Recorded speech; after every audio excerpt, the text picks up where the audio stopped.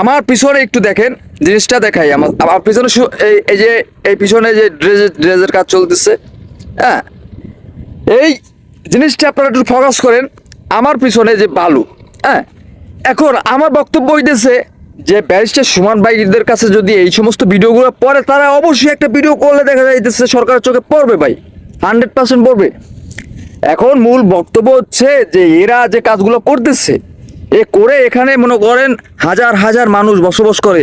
এই বালিগুলো মনে করেন এই যে সাইডটা দেখেন, আমি দেখাচ্ছি, এই যে সাইডটা এইখান থেকে এই যে বালিগুলো, এই বালিগুলো যে ফেলাইছে, তোরা তো ফেলা বেড়া ফেলা, সরকারের জায়গায় ফেলা, সরকারের জায়গায় সব কিছু কর তোরা। এটা আমাদের কোনো প্রবলেম আছে? আমাদের কোনো প্রবলেম না, কোনো সে নাই, আমাদের কোনো সে নাই রে বাবা। তোরা সব বাস করে ফেল, বাস দিয়া দিয়া তোরা যা পারো কর।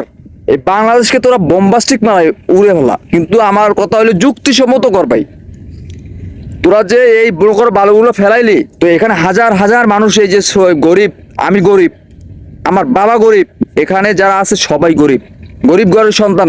এরা খেটে খায়, কতটা বুঝতে হবে, এককালে পরিষ্কারভাবে বুঝতে হবে যে আমার পিছনে এই যে নদী, এই নদীতে আমি মাছ ধরি, এই নদীতে ছোট ছোট এই যে গলদার পোনা আর এই যে বাগদার পোনা, সেটা আমরা ধরি। সেটা হচ্ছে মূল পয়েন্টটা ধরি, এইখান থেকে আমরা ইনকামের সোর্স এইটা। আর এইখানে মানুষগুলো এরকম বসবাস করে, হয় অ্যালবেস্টার থেকে শুরু করে দালান পর্যন্ত আছে, যার যার সামর্থ্য সে নিয়ে পড়ে রয়েছে। আমাদের মাথা অত ঘামানোর দরকার নেই, আমরা মূল পয়েন্টে চলে আসি। কথা হচ্ছে যে এই বালিগুলো যে দিছে, এই বালিগুলো দেখা যাচ্ছে উড়ে উড়ে মানুষের বাসা, বাথরুম, মানে যা আছে ফুটা ফাটা সব মনে করেন বাঁশ দিয়ে তারপরে যাইতেছে। মনে করেন যদি জ্বর বড় হয় আল্লাহর রহমতে, কোনো টেনশন ছাড়া এরা মরে যাবে ভাই, এরা টেনশন ছাড়া মরে যাবে। আমরা মনে করেন টেনশন ছাড়া মরে যাবো, আমরা বাংলাদেশে থাকতাম না ভাই।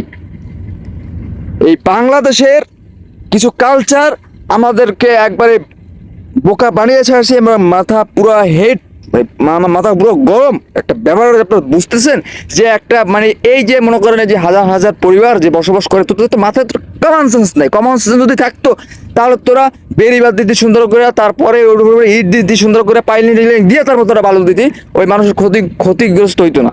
তোরা মানুষগুলোকে এমন কাজ করতেছো, এরা অত্যাচার, এই অত্যাচার সহ্য করার মতন এখন আর পিছনে তাকানোর মতন কোনো সিস্টেম নাই।